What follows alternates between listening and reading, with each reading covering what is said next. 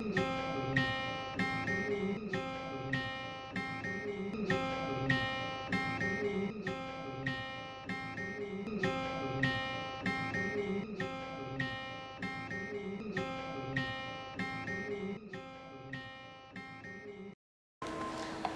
আলাইকুম। Bangladesh bank high school কর্তৃক আয়োজিত অনলাইন বিজ্ঞান ক্লাসে আমি ফাহমিদা খাতুন তোমাদেরকে স্বাগত জানাচ্ছি। আমরা বিগত ক্লাসে পৃথিবী ও মহাকর্ষ সম্বন্ধে পড়েছি। এটি আমার তৃতীয় ক্লাস। যেহেতু ক্লাসগুলো সম্বন্ধে তোমাদের কাছ থেকে কোনো প্রবলেম পাচ্ছি না, তাহলে আমি ধরে নিতে পারি যে তোমাদের মধ্যে এই ক্লাসগুলি ফলো করতে কোনো অসুবিধা হয়নি, তোমরা সম্পূর্ণ জিনিসটাকে বুঝতে পেরেছো। তাহলে আজকে আমি পরবর্তী পাঠে যাব। আজকে আমরা আলোচনা করব পাঠ 6, 7 এবং 8। আজকে আমাদের বিষয়বস্তু পৃথিবীর বিভিন্ন স্থানে অভিকর্ষ ত্বরণ ও বস্তুর ওজন এবং লিফটে ও মহাশূন্যে ওজনের তারতম্য, ওজনহীনতা। বিগত ক্লাসে আমরা জেনেছি যে ওজন কি। আমরা জেনেছি যে ভর এবং ওজন এক না। ওজন হলো ডব্লিউ, আমরা যদি ডব্লিউ দিয়ে মেনশন করি, ডব্লিউ ইকুয়ালস টু mg। যদি ওজন আমার ডব্লিউ দিয়ে দেখাই, এমটা হলো আমার ভর এবং জিটা হলো অভিকর্ষজ ত্বরণ। তাহলে যদি আমি ওজন নির্ণয় করতে যাই, আমাদের ভরটা পৃথিবীর যে কোনো জায়গায় ভরটা আমার কনস্ট্যান্ট ভ্যালু, এটা কোনো পরিবর্তন হয় না, অপরিবর্তনীয় একটা ভ্যালু হলো আমার ভর। আর জি অভিকর্ষ ত্বরণ আমাদের পরিবর্তনশীল। তাহলে এই ফর্মুলা থেকে আমরা বলতে পারি যে আমাদের ওজনটা তারতম্য নির্ভর করে জি এর মানের উপরে। জি এর মান বেশি হলে আমার ওজন বেশি হবে, জি এর মান কম হলে আমার ওজন কম হবে। এখন আমাদের প্রথম পাঠ হলো পৃথিবীর বিভিন্ন স্থানে অভিকর্ষ ত্বরণ ও বস্তুর ওজন। ওজন পরিবর্তনের কারণ। ওজন পরিবর্তনের কারণ তিনটি। ক, ভূপৃষ্ঠের বিভিন্ন স্থানে। খ, ভূপৃষ্ঠ থেকে উচ্চতর স্থানে। এবং গ, পৃথিবীর অভ্যন্তরে কোনো স্থানে। কতে বলা হয়েছে ভূপৃষ্ঠের বিভিন্ন স্থানে। আমরা জানি যে পৃথিবীর আকার সম্পূর্ণ গোলাকার না, এটা কমলা লেবুর মতো আকার। যদি আমি এটাকে আঁকি, এটা শেপটা হবে কমলা লেবুর মতন। তাহলে আমি আগের ক্লাসে আমি বলেছিলাম যে মেরু অঞ্চল এবং বিষুব অঞ্চল, যদি আমি কেন্দ্র থেকে আমার ডিস্টেন্স নেই সবসময় কেন্দ্র থেকে আমাদের বিষুব অঞ্চলের যে দূরত্ব আর কেন্দ্র থেকে আমাদের মেরু অঞ্চলের যে দূরত্ব, সেটা কিন্তু এক নয়। মেরু অঞ্চলে আমাদের জি এর মান হলো কত বলেছিলাম, 9.78 মিটার পার সেকেন্ড স্কয়ার। আর মেরু অঞ্চলে আমাদের জি এর মান আমরা জানি g equals to 9.83 metre per second square. তার মানে জি এর মান আমরা কিভাবে বের করেছিলাম, বিগত ক্লাসে আমরা করেছি। ফর্মুলাটা আমাদের কি ছিল, g equals to gm by d square. G হলো আমাদের অভিকর্ষজ ত্বরণ, ক্যাপিটাল জি একটা কনস্ট্যান্ট ভ্যালু, ক্যাপিটাল এম পৃথিবীর ভর এবং ডিসটেন্স হলো আমাদের ডি। তার মানে আমাদের জি এর ভ্যালু কনস্ট্যান্ট। জি এর ভ্যালু আমরা করেছিলাম 6.67 10⁻⁻11 newton metre square by KG square. M এর ভর পৃথিবীর ভর নির্দিষ্ট, আর ডি এর যদি পার্থক্য হয় তাহলে আমাদের জি এর ভ্যালু পার্থক্য হবে inversely proportional to 1/d square. তো আমাদের যদি ডি স্কয়ার, যদি ডি এর মান বাড়ে তাহলে আমাদের অভিকর্ষ ত্বরণ কমবে, যদি আমাদের ডি এর মান কমে তাহলে আমাদের অভিকর্ষ ত্বরণ বাড়বে। তাহলে বিষুব অঞ্চলে আমাদের ডি এর মান বেশি, যদি ডিসটেন্স বেশি হয় অবভিয়াসলি আমাদের অভিকর্ষ ত্বরণের মান কমবে। এবং মেরু অঞ্চলে আমাদের জি এর মান কি হবে, সবচেয়ে বেশি হবে, কারণ কেন্দ্র থেকে এই ডিসটেন্সটা হলো আমাদের কম। ডিসটেন্স যদি কম হয় আমাদের জি এর ভ্যালুটা হবে বেশি। তাহলে যদি কোনো একটা বস্তু বিষুব অঞ্চলে থাকে, তার যে ওয়েট হবে, তার যে ওজন হবে, তার ওজন কি হবে, জি এর মান কম, তার মানে তার ওজন কম হবে। আর মেরু অঞ্চলে যেহেতু জি এর মান বেশি, তাহলে এই ফর্মুলা অনুযায়ী আমাদের ডব্লিউ ওজনের মান বেশি হবে। তাহলে আমরা জানলাম পৃথিবীর বিভিন্ন স্থানে পৃথিবীর আকৃতির জন্য আমাদের জি এর মানের পার্থক্য হয়, এবং যেসব কারণে আমাদের অভিকর্ষ ত্বরণ জি এর মানের পার্থক্য হয়, ঠিক একই কারণে আমাদের কি হবে, ওজনের পার্থক্য হবে, কারণ ওজন নির্ভর করছে আমাদের অভিকর্ষ ত্বরণের মানের উপরে। দুইয়ে আছে পৃথিবীর আহ্নিক গতির জন্য। আহ্নিক গতিটা কি? ডিউনাল মোশন। আমরা জানি দিন রাত্রির পার্থক্য হয় আহ্নিক গতির জন্য। পৃথিবী কি হচ্ছে, সূর্য পূর্ব দিকে উঠে এবং পশ্চিম দিকে অস্ত যায়। তাহলে গ্লোবের উপর দিকটা হলো আমার উত্তর, দক্ষিণ, পূর্ব, পশ্চিম। তাহলে যদি পূর্ব দিক থেকে পশ্চিম দিকে আমাদের সূর্য উঠে এবং পশ্চিম দিকে অস্ত যায়, তাহলে বিষুব অঞ্চলে আমাদের জি এর ভ্যালু যা হবে কম হবে, এবং আস্তে আস্তে যদি আমি পশ্চিম দিকে যাই, বিষুব মেরু অঞ্চলের দিকে যাই, তখন আমার কি হবে, জি এর মান বেশি হবে। তাহলে এটার কারণে আমাদের পৃথিবীর ভূপৃষ্ঠের বিভিন্ন স্থানে আমাদের জি এর মানের তারতম্য হবে। তাহলে প্রথম পয়েন্ট আমরা জানলাম ভূপৃষ্ঠের বিভিন্ন স্থানে যে বিভিন্ন ডিস্টেন্সের কারণে আমাদের জি এর মানের পার্থক্য হয়। একটা হলো পৃথিবীর আকৃতির জন্য, একটা হলো পৃথিবীর আহ্নিক গতির জন্য, যার জন্য আমাদের দিন রাতের পার্থক্য হয়। ফতে আছে ভূপৃষ্ঠের মধ্যে উচ্চতম স্থানে। আমরা জানি অভিকর্ষ ত্বরণের মান সবচেয়ে বেশি থাকে ভূপৃষ্ঠের উপরে। যদি এটা আমার সারফেস হয়, যদি এটা আমার ভূপৃষ্ঠ হয়, এখানে আমরা পৃথিবীর জি এর মান সবচেয়ে বেশি। এই জি এর মানে তারতম্যটাকে কমানোর জন্য আমরা একটা স্ট্যান্ডার্ড একটা ভ্যালু ধরে রাখি। আমরা জি এর মানকে সব জায়গায় 9.8 মিটার পার সেকেন্ড স্কোয়ার ধরে কাজ করে থাকি। এটা হলো আমাদের স্ট্যান্ডার্ড ভ্যালু। তাহলে ভূপৃষ্ঠ থেকে যত উপরে আমরা যাব তত জি এর মান কমতে থাকবে, এবং পৃথিবী থেকে ভূপৃষ্ঠ থেকে যত আমরা কেন্দ্রের দিকে নামবো ততই জি এর মান কমতে থাকবে। তাহলে আমরা জানলাম জি এর মান কোথায় বেশি? জি এর মান সবচেয়ে বেশি হলো আমাদের ভূপৃষ্ঠে, এবং জি এর মান পৃথিবীর কেন্দ্রে হলো 0। জানলাম যে ভূপৃষ্ঠে আমাদের অভিকর্ষ ত্বরণের মান সবচেয়ে বেশি, তার উপরে গেল জি এর মান কমতে থাকবে, কেন্দ্রের দিকে আসলেও জি এর মান কমতে থাকবে, এবং পৃথিবীর কেন্দ্রে আমাদের জি এর মান 0, যার জন্য সেখানে আমাদের কোনো ওজন পাওয়া যাবে না। গতে আছে পৃথিবীর অভ্যন্তরে কোন স্থান। আমি একইভাবে তোমাদেরকে এখানে এক্সপ্লেইন করে দিয়েছি। অভ্যন্তরে কোন স্থানে মানে যদি আমি পৃথিবীর ভূপৃষ্ঠ থেকে কেন্দ্রের দিকে যাই, সেখানেও আমাদের জি এর মান কমবে, এবং কেন্দ্রের মধ্যে আমাদের জি এর মান হয়ে যাবে 0, কারণ জি এর মান নির্ভর করে আমার ডিস্টেন্সের উপরে। তাহলে এই ছিল আমাদের পার্ট 6, ওজন পরিবর্তনের কারণ। দ্বিতীয়ত আমরা জানবো আজকে পার্ট 7 এবং 8, লিফটে ও মহাশূন্যে ওজনের তারতম্য। সুপ্রিয় শিক্ষার্থীরা, আমরা নিশ্চয়ই লিফটে উঠেছি। লিফটে যখন উঠে তোমরা যদি খেয়াল করো, যখন লিফটটা চলতে শুরু করে তখন আমরা আমাদেরকে ভারী বোধ করি, এবং যখন লিফটটা উপরের দিকে গিয়ে আবার নিচের দিকে নামতে শুরু করে হঠাৎ করে মনে হয় যে আমাদের ওজন কমে গিয়েছে।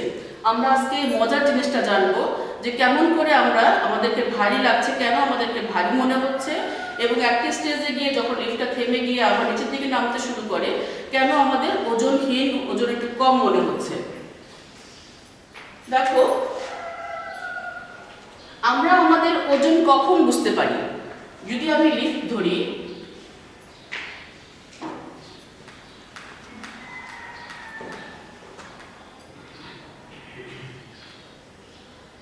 এটা আমার লিফট, লিফটের মধ্যে একজন মানুষ আছে। এই মানুষটা কি করছে? লিফটের উপর সে তার যে ওজন আছে সেই পরিমাণ বল প্রয়োগ করছে। আমরা যেখানেই দাঁড়াই না কেন, আমরা ফ্লোরের উপর দাঁড়িয়েছি, আমি আমার ওজনের সমান বল আমার ফ্লোরে প্রয়োগ করেছি, এবং ফ্লোরও ঠিক একইভাবে একই সমান বল আমাকে উল্টো দিকে প্রয়োগ করেছে, যার জন্য আমরা এক জায়গায় স্থির আছে। নিউটনের তৃতীয় সূত্র এটি। তৃতীয় সূত্র বলছে প্রত্যেক ক্রিয়ারই একটি বিপরীত এবং সমান প্রতিক্রিয়া আছে। প্রত্যেক ক্রিয়ারই একটি সমান এবং বিপরীত প্রতিক্রিয়া আছে। তাহলে এই মানুষ যদি লিফটের উপর দাঁড়িয়ে আছে, লিফটের ফ্লোরের উপর সে তার ওজনের সমান বল প্রয়োগ করছে। কি পরিমাণ বল প্রয়োগ করছে? তার ওজনের সমান। আমরা জানি W=mg, সে তার ওজনের সমান বল প্রয়োগ করছে।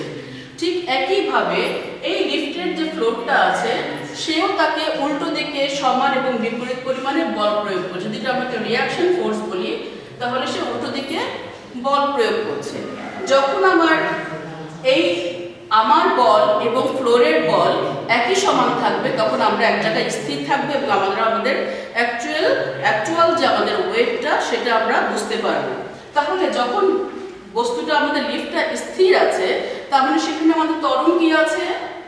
ত্বরণ হলো 0। তোমাদের নিশ্চয়ই ত্বরণ সম্বন্ধে অভিজ্ঞতা আছে, আইডিয়া আছে। ত্বরণটা কি? কোনো বস্তুর বেগ বৃদ্ধির হারকে ত্বরণ বলে। আর মন্দনটা কি? মন্দনটা কোনো বস্তুর বেগ হ্রাসের হারকে মন্দন বলে। যেহেতু বস্তুটা স্থির আছে, লিফটটা স্থির আছে, তার মানে সেখানে আমার ত্বরণ হলো 0। যদি লিফটের ত্বরণ 0 হয়, লিফটটা স্থির আছে, ঠিক একইভাবে লিফটের মধ্যে যে মানুষটা আছে তারও ত্বরণ হবে 0। তাহলে এখানে নেট ফোর্স কি হবে? নেট ফোর্স হবে, বস্তু আমাকে দিচ্ছে নিচের দিকে mg, আমাকে রিঅ্যাকশন ফোর্স দিচ্ছে উল্টো দিকে, আর আমার নেট ফোর্স হচ্ছে ma। এটা আমার কি? m * 0 = 0, তার মানে পাচ্ছি mg = r। যদি mg সমান r হয় তার মানে আমি যে পরিমাণে বল প্রয়োগ করছি, লিফটও যদি আমাকে উল্টো দিকে সমান পরিমাণ এবং উল্টো দিকে কোনো রিঅ্যাকশন ফোর্স দেয়, যখন ইকুয়াল হবে তখন আমি আমার যে অ্যাকচুয়াল ওজন সেই ওজনটা ফিল করব। এখন ধরো যে লিফটটা চলতে শুরু করেছে,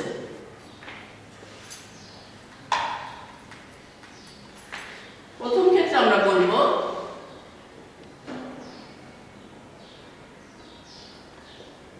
লিফটটি যখন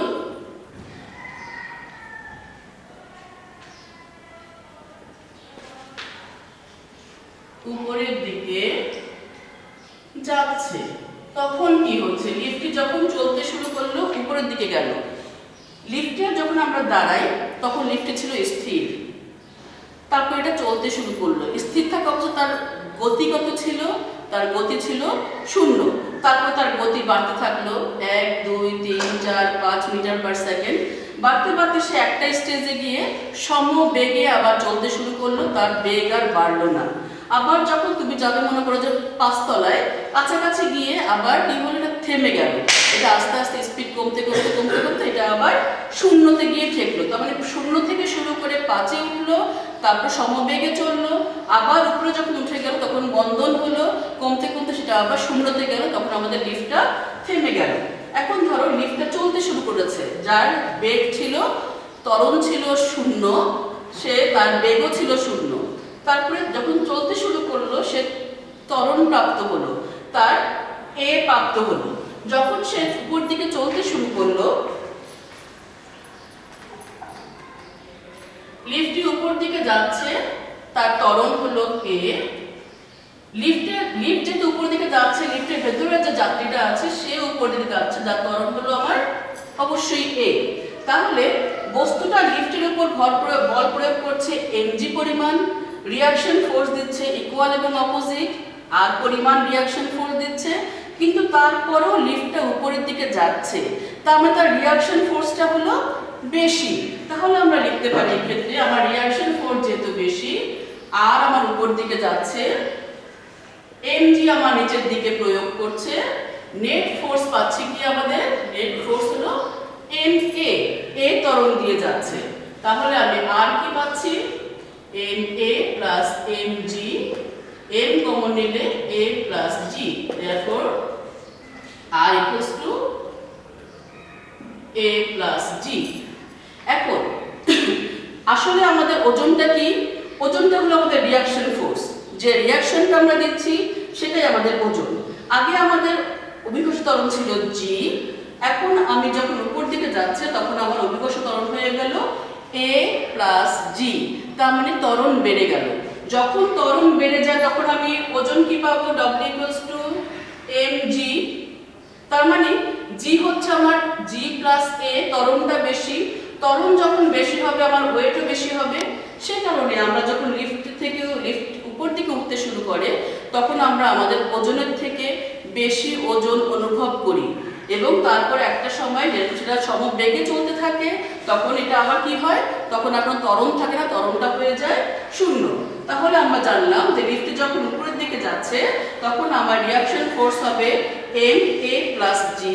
যেহেতু ত্বরণ বেশি, ঠিক একইভাবে আমার ওজনও আমি বেশি বোধ করবো। তাহলে আমরা বলতে পারবো অতএব আমি কি করব, বেশি ওজন অনুভব করব। আমার ওজনের থেকে বেশি ওজন অনুভব করব।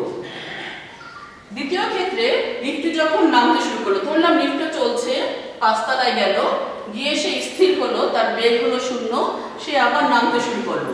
তাহলে লিফটটি যখন নিচের দিকে নামতে শুরু করেছে,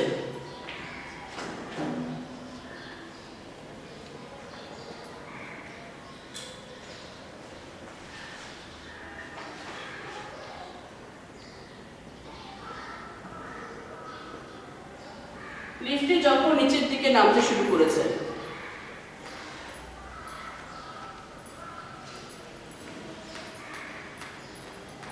যদি আমি ছবিটা আবার আঁকি,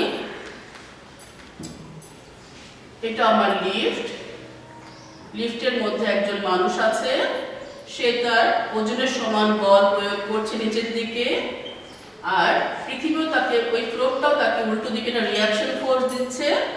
লিফটটা কি করছে, 5 তলা থেকে 0 বেগ থেকে আবার সে নামতে শুরু করেছে।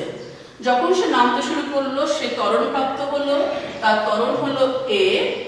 যেহেতু লিফটটা নিচের দিকে নামছে, ত্বরণ পেয়েছে, সেক্ষেত্রে আমার ভিতরে যে মানুষটাও আছে সেও ত্বরণ প্রাপ্ত হয়েছে। কিন্তু আমরা জানি যখন কিছু নামতে শুরু করে তখন এটা জি এর টানে নামতে থাকে। সে ত্বরণ প্রাপ্ত হয়েছে নিচের দিকে এবং যাত্রীটাও, মানুষটাও আছে, সে এই ত্বরণে নিচের দিকে নামছে।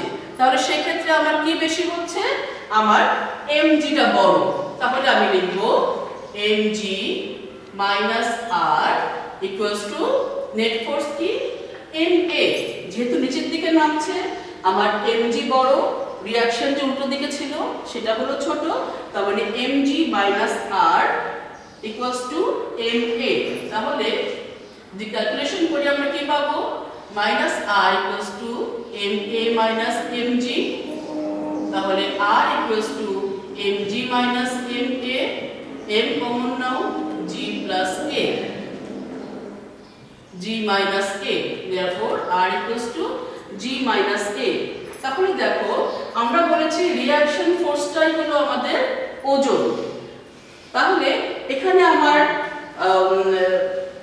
ওজন ছিল w equals to mg, কিন্তু যখন লিফটটা নামতে শুরু করেছে তখন আমি g পাচ্ছি g minus a। তার মানে অভিকর্ষ ত্বরণের থেকেও আমরা ছোট পাচ্ছি, তার মানে অভিকর্ষ ত্বরণের মানটা কমে গিয়েছে। আমরা জানি যে g এর মান যদি কমে যায় তাহলে ওজনও কমে যাবে।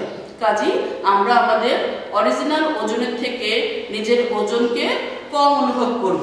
তাহলে যখন এটা নিচের দিকে নামতে থাকবে, আমাদের যেহেতু ত্বরণ কমে যাচ্ছে, ত্বরণ কমে যাওয়ার জন্য আমাদের ওজনটাকেও কম মনে হবে। তৃতীয় ক্ষেত্রে যদি আমরা বলি যে লিফটটি যদি ছিঁড়ে যায়, লিফটের তার যদি ছিঁড়ে যায় বা লিফটটি যদি মুক্তভাবে নিচে পড়ে, লিফটটি যখন মুক্তভাবে নিচের দিকে পড়ে, তখন কি হয়, লিফটটি দড়ি ছিঁড়ে গিয়েছে, লিফটটি নিচের দিকে যখন মুক্তভাবে নিচের দিকে পড়বে তখন সে কি হচ্ছে, সে জি এর টানে নিচের দিকে নামছে। তখন সেক্ষেত্রে লিফটের, আমরা জানি পৃথিবী প্রতিটা বস্তুকে আকর্ষণ করে, ওই আকর্ষণটা কি আমাদের অভিকর্ষ ত্বরণ, জি এর ভ্যালুর জন্য আমাদের নিচের দিকে আকর্ষণ করছে। লিফটে যখন ছিঁড়ে গিয়ে মুক্তভাবে পড়বে তখন তার অভিকর্ষ ত্বরণ হয়ে যাবে a সমান সমান g। তাহলে আমরা যে আগেরটায় পেয়েছিলাম লিফট নিচের দিকে নামে, তখন আমরা রিঅ্যাকশন ফোর্স কি পেয়েছিলাম, r equals to m g minus a। যদি এক্ষেত্রে আমার a সমান সমান g হয় তাহলে আমরা পাবো m g minus g equals to 0, r equals to 0। যেহেতু r equals to 0, reaction force 0, তার মানে আমরা আমাদেরকে ওজন শূন্য মনে করব।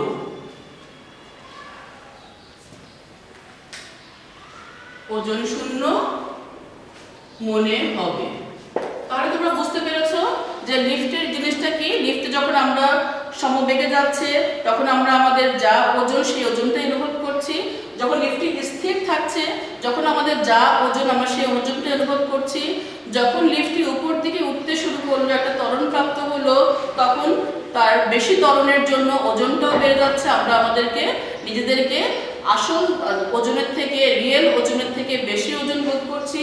লিফট যখন নিচের দিকে নামতে শুরু করে তখন যেহেতু আমাদের ত্বরণ কমে যায়, আমাদের ওজনহীন মনে হয়, ওজন কম মনে হয়। এবং লিফট যখন মুক্তভাবে পড়তে থাকে তখন জি এর টানে পড়তে থাকে। এক্ষেত্রে আমার এ সমান সমান জি হয়, সেক্ষেত্রে আমরা আর পাচ্ছি 0। যেহেতু রিঅ্যাকশন ফোর্স 0, তাহলে আমাদের ওজনটাও হবে 0।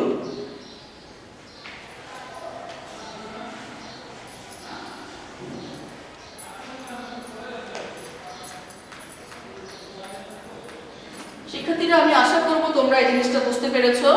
এখন আমরা এই চ্যাপ্টারে একদম শেষের দিকে চলে এসেছি। আমি একটা ছোট্ট সৃজনশীল প্রশ্ন আলোচনা করে এই চ্যাপ্টারটি শেষ করব। সৃজনশীল প্রশ্ন 1।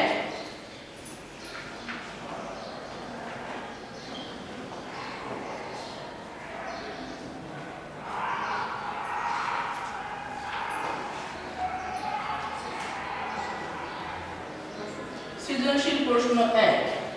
দেখো এখানে গতে বলেছে, প্রশ্নটা বলেছে নুহা তাদের বাসার 5 তলার ছাদে উঠে 50 গ্রাম ভরের একটি পাথর এবং 1 টুকরো কাগজ একই সাথে নিচে ফেলে দিল। মাটিতে দাঁড়ানো নুহার ছোট ভাই লক্ষ্য করলো পাথরটি কাগজের আগেই মাটিতে পৌঁছেছে। তাহলে নুহা কি করলো? 50 গ্রাম ওজনের একটা পাথরকে উপর থেকে ফেলে দিয়েছে। পাথর এবং 1 টুকরো কাগজ একই দূরত্ব থেকে ফেলেছে, 5 তলা থেকে ফেলেছে। যদি এটা আমার মার্কার হয়, এটা আমার কাগজ হয়, যদি এটাকে আমি একই দূরত্ব থেকে ফেলা হয়েছে এবং নুহার ভাই দেখলো যে মার্কারটা, পাথরটা আসলে তার আগে পড়ে গিয়েছে। কেন? কারণ আমাদের মার্কারটা হলো ভারী এবং কাগজটা হলো হালকা, যার জন্য এটার ভর বেশি, এটা আগে মাটিতে পড়েছে। কিন্তু আমাদের সূত্র কি বলছে? সূত্র বলছে অভিকর্ষ ত্বরণ যেটা আমাদের পৃথিবীর তার কেন্দ্রের দিকে আকর্ষণ করে, আমরা জানি G = Gm/d²। সূত্র বলছে যদি আমার দূরত্ব একই থাকে তাহলে আমার পৃথিবীর আকর্ষণ বলটা একই থাকবে, G এর মান একই থাকবে। তার মানে সূত্র অনুযায়ী আমার কাগজ এবং পাথর, কাগজ এবং মার্কার একই সঙ্গে ফ্লোরে টাচ করার কথা, কিন্তু না হয়ে কাগজটা পরে পড়েছে এবং মার্কারটা আগে পড়েছে। তোমরা কি বুঝতে পারছো এটা কেন হয়েছে? এটা হয়েছে আমাদের চারিদিকের বাতাসের কারণে।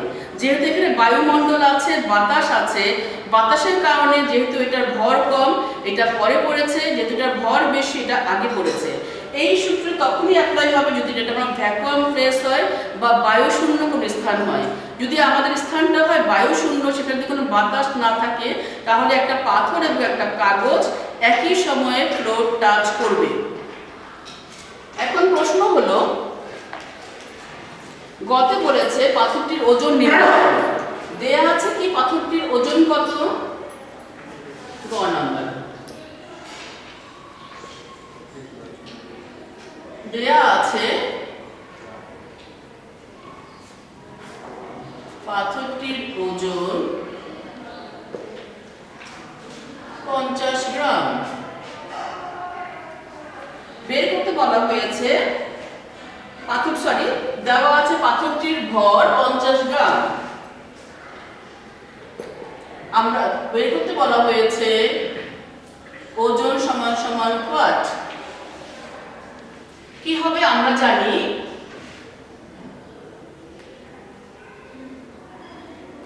জানি, ওজনটা কি? W = ভর * অভিকর্ষ ত্বরণ। ভর দেওয়া আছে আমার 50 গ্রাম।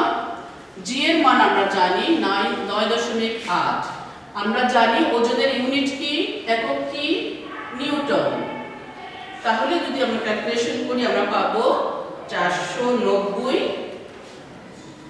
নিউটন।